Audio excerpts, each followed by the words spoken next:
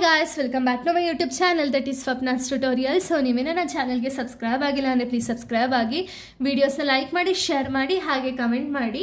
So ಈ ಒಂದು ವಿಡಿಯೋದಲ್ಲಿ ನಾನು ಅಡ್ವಾನ್ಸ್ ಫಿನಾನ್ಷಿಯಲ್ ಅಕೌಂಟಿಂಗ್ ಅನ್ನೋ ಒಂದು ಸಬ್ಜೆಕ್ಟ್ನ ಎಕ್ಸ್ಪ್ಲೈನ್ ಮಾಡ್ತಿದ್ದೀನಿ. ಸೊ ಇದು ಪಾರ್ಟ್ 8 ವಿಡಿಯೋ ಆಗಿದೆ. ಸೊ ಆಲ್ರೆಡಿ ನಾನು ಪಾರ್ಟ್ 1 to 7 ಆಲ್ರೆಡಿ ಎಕ್ಸ್ಪ್ಲೈನ್ ಮಾಡಿ ಅಪ್ಲೋಡ್ ಮಾಡಿದ್ದೀನಿ. ಇದು ಪಾರ್ಟ್ 8 ವಿಡಿಯೋ ಆಗಿದೆ. ಇದು ಚಾಪ್ಟರ್ 1 ಬಂದ್ಬಿಟ್ಟು accounting for limited liability partnership ಅಂತ ಹೇಳಿ. ನಾನು ಪ್ರೀವಿಯಸ್ ವಿಡಿಯೋದಲ್ಲಿ ನಾನು ಬ್ಯಾಲೆನ್ಸ್ ಶೀಟ್ನ ಒಂದು ಫಾರ್ಮ್ಯಾಟ್ನ ಎಕ್ಸ್ಪ್ಲೈನ್ ಮಾಡಿದ್ದೆ. ಸೊ ಈ ಒಂದು ವಿಡಿಯೋದಲ್ಲಿ ಬ್ಯಾಲೆನ್ಸ್ ಶೀಟ್ನ ಫಸ್ಟ್ ಪ್ರಾಬ್ಲಮ್ನ ಎಕ್ಸ್ಪ್ಲೈನ್ ಮಾಡ್ತಿದ್ದೀನಿ.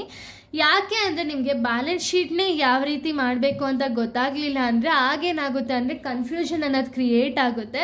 ಸೊ ಅದಕ್ಕೆ ಆ ಕನ್ಫ್ಯೂಷನ್ ಕ್ರಿಯೇಟ್ ಆಗಬಾರ್ದು ಅಂದರೆ ನೀವು ಫಸ್ಟ್ ಬ್ಯಾಲೆನ್ಸ್ ಶೀಟ್ ಫಾರ್ಮ್ಯಾಟ್ನ ನಾವು ನೋಡ್ಕೊಂಡು ಪ್ರಾಕ್ಟೀಸ್ ಮಾಡಿದ್ರೆ ನಿಮ್ಗೆ ಆಲ್ರೆಡಿ ನಾನು P&L ಅಕೌಂಟ್ ಸ್ಟೇಟ್ಮೆಂಟ್ನ ಯಾವ ರೀತಿ ಮಾಡಬೇಕು ಅಂತ ಹೇಳಿದ್ದೀನಿ. ಸೊ ನೆಕ್ಸ್ಟು 12 ಮಾರ್ಕ್ಸ್ ಅಥವಾ 14 ಮಾರ್ಕ್ಸಿಗೆ ನೀವು ಏನು ಪ್ರಾಬ್ಲಮ್ನ ಸೊಲ್ಯೂಷನ್ ಅನ್ನೋದನ್ನ ಮಾಡ್ತೀರಲ್ಲ, ಅದು completely based on profit and loss account ಮತ್ತು ಬ್ಯಾಲೆನ್ಸ್ ಶೀಟ್. ಸೊ ಅದಕ್ಕೆ ಇದು ನಿಮಗೆ ತರೋ ಆಗೋತ್ತಿದ್ರೆ ಅದನ್ನು ನೀವು ಮಾಡೋದಕ್ಕೆ ಈಸಿ ಆಗುತ್ತೆ. ಓಕೆನಾ? ಸೊ ಇಲ್ಲಿ ನೋಡಿ ನಿಮ್ಗೊಂದು ಫಸ್ಟ್ ಪ್ರಾಬ್ಲಮ್ನ ಕೊಟ್ಟಿದ್ದಾರೆ. ಅದರಲ್ಲಿ ಏನು ಕೊಟ್ಟಿದ್ದಾರೆ ಅಂದರೆ prepare balance sheet of Monica limited liability partnership for the year ended March 31, 2024 ಅಂತ ಹೇಳಿ ಕೊಟ್ಟಿದ್ದಾರೆ. ಅಂದರೆ ನೀವು ಇಲ್ಲಿ ಏನು ಮಾಡಬೇಕು ಅಂದರೆ ಮೋನಿಕಾ ಲಿಮಿಟೆಡ್ ಲಯಬಿಲಿಟಿ ಪಾರ್ಟ್ನರ್ಶಿಪ್ನ ಒಂದು ಬ್ಯಾಲೆನ್ಸ್ ಶೀಟ್ ಅನ್ನೋದು ಪ್ರಿಪೇರ್ ಮಾಡಬೇಕು. ಓಕೆನಾ? ಆಲ್ರೆಡಿ ಅವರು P&L ಅಕೌಂಟ್ನ ಮಾಡಿ ನಿಮಗೆ ಆ ಡೀಟೇಲ್ಸ್ನ ಆಲ್ರೆಡಿ ಕೊಟ್ಟಿದ್ದಾರೆ. ಏನೇನೆಲ್ಲ ಡೀಟೇಲ್ಸ್ನ ಕೊಟ್ಟಿದ್ದಾರೆ ಅಂದರೆ ಪರ್ಟಿಕ್ಯುಲರ್ಸ್ ರುಪೀಸ್ ಅಂತ ಹೇಳಿ 2 ಕಾಲಮ್ಸ್ನ ಕೊಟ್ಟಿದ್ದಾರೆ. ಕ್ಯಾಶ್ನ ಕೊಟ್ಟಿದ್ದಾರೆ ₹15 lakh, account receivable ₹1,20,000, furniture ₹1 lakh, account payable ₹80,000, loan from partners ₹50,000, partners capital ₹1,40,000. ಓಕೆನಾ? ಇಷ್ಟು ಡೀಟೇಲ್ಸ್ ನಿಮಗೆ ಕೊಟ್ಟಿದ್ದಾರೆ. ಸೊ ಇದರಲ್ಲಿ ನೀವೇನು ಮಾಡಬೇಕು ಅಂದರೆ ಲಯಾಬಿಲಿಟಿ ಸಪ್ರೇಟ್ ಮಾಡ್ಕೋಬೇಕು, ಅಸೆಟ್ ಸಪ್ರೇಟ್ ಮಾಡಿಕೊಂಡು ಎರಡೂ ಕೂಡ ಈಕ್ವಲ್ ಆಗಿ ಬರೋ ಥರ ನೀವು ಫಾರ್ಮ್ ಮಾಡಬೇಕು. ಓಕೆನಾ? ಇವಾಗ ನಾವು ಫಸ್ಟ್ ನೋಟ್ ಡೌನ್ ಮಾಡ್ಕೊಳ್ಳೋಣ ಯಾವ್ದು ಲಯಾಬಿಲಿಟೀಸು ಯಾವ್ದು ಅಸೆಟ್ಸ್ ಅಂತ ಹೇಳಿ. ಸೊ ನೋಡಿ, ಕ್ಯಾಶ್ ಅಂದರೆ ಏನು? ಕ್ಯಾಶ್ ನಮ್ಮ ಹತ್ರ ಇರುವಂಥ ಅಸೆಟ್ಸಾ? ಯಾವ ಅಸೆಟ್ ಇದು? Current assets. ಯಾಕೆ?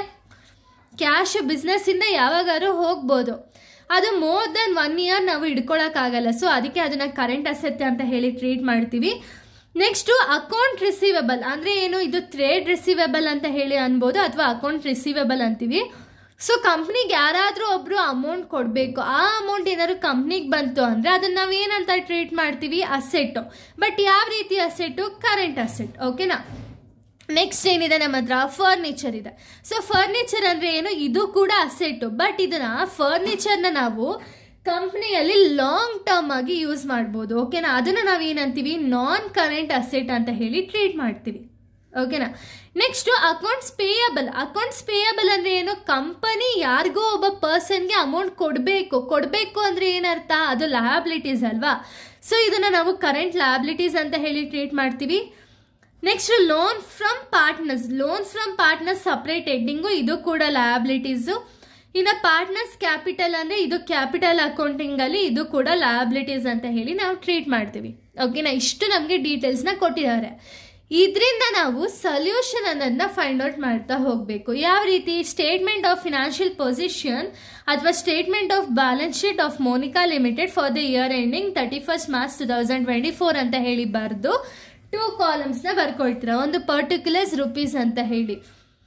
ಸೊ ಪರ್ಟಿಕ್ಯುಲರ್ಸ್ ರುಪೀಸಲ್ಲಿ ಫಸ್ಟ್ ಹೆಡ್ಡಿಂಗ್ ಏನು ಬರುತ್ತೆ? ಲಯಬಿಲಿಟೀಸ್ ಆ್ಯಂಡ್ ಕ್ಯಾಪಿಟಲ್ ಬರುತ್ತೆ. ಲಯಬಿಲಿಟೀಸ್ ಆ್ಯಂಡ್ ಕ್ಯಾಪಿಟಲಲ್ಲಿ ಫಸ್ಟ್ ಕ್ಯಾಪಿಟಲ್ನ ತೊಗೊಳ್ತೀರಾ. ಇಲ್ಲಿರೋದೇ ಒಂದು ಕ್ಯಾಪಿಟಲ್ ಯಾವುದು? Partners capital. So partners capital ಎಷ್ಟಿದೆ? 1,40,000ನ ತೊಗೊಳ್ತೀರಾ. Next loan from partners. Loan from partners separate heading ಅಂತ ಹೇಳಿದೆ. ಸೊ ಅದಕ್ಕೆ loan from partners ₹50,000. Next current ಲಯಬಿಲಿಟೀಸಲ್ಲಿ ನಮ್ಗೆ 2 ಬರ್ದಿದ್ದೀವಿ. ಯಾವುದ್ಯಾವುದು ಅಂದರೆ ಒಂದಿದೆ. ಯಾವುದು ಅಂದರೆ ಅಕೌಂಟ್ ಪೇಯಬಲ್ ಇದೆ 80,000, ಅಕೌಂಟ್ ಪೇಯಬಲ್ 80,000 ಅಂತ ಹೇಳಿ ಬರೀಬೇಕು. ಸೊ ಇಷ್ಟೇ ನಮಗೆ ಲಯಬಿಲಿಟೀಸ್ ಇರೋದು. ಸೊ ಅಷ್ಟು ಲಯಬಿಲಿಟೀಸ್ನು ಆ್ಯಡ್ ಮಾಡಿದ್ರೆ ನಮಗೆ ಟೋಟಲ್ ಲಯಬಿಲಿಟಿ ಎಷ್ಟು ಬರುತ್ತೆ ಅಂದರೆ ₹2,70,000 ಬರುತ್ತೆ. ಇದು ಲಯಬಿಲಿಟೀಸು. ನೆಕ್ಸ್ಟ್ ಅಸೆಟ್ ಯಾವುದಿದೆ ಅಂದರೆ 2 ಇದೆ. ನಾನ್ ಕರೆಂಟ್ ಅಸೆಟ್ಸು, ಕರೆಂಟ್ ಅಸೆಟ್ಸು. ಇಲ್ಲಿ ನಾನ್ ಕರೆಂಟ್ ಅಸೆಟ್ ಅಂಡರಲ್ಲಿ ಫರ್ನಿಚರ್ ಒಂದೇ ಇರೋದು. ಓಕೆನಾ? ಫರ್ನಿಚರ್ ಎಷ್ಟಿದೆ? ₹1 lakh ಫರ್ನಿಚರ್ ಇದೆ. ಇನ್ನು 2 ಯಾವುದಿದೆ ನಮ್ಮ ಹತ್ರ? ಕರೆಂಟ್ ಲಯಬಿಲಿಟೀಸ್ ಇದೆ. ಯಾವುದು? ಕ್ಯಾಶ್ 15,000 ಮತ್ತು ಅಕೌಂಟ್ಸ್ ರಿಸೀವೇಬಲ್ 1,20,000. ಓಕೆನಾ? ಅವೆರಡೂ ಕೂಡ ನಾವು ಬರೀಬೇಕಾಗುತ್ತೆ. ಸೊ ನೋಡಿ, ಕರೆಂಟ್ ಅಸೆಟ್ಸ್ ಟ್ರೇಡ್ ರಿಸೀವೇಬಲ್ ಅಥವಾ ಅಕೌಂಟ್ ರಿಸೀವೇಬಲ್ ಎರಡೂ ಒಂದೇ.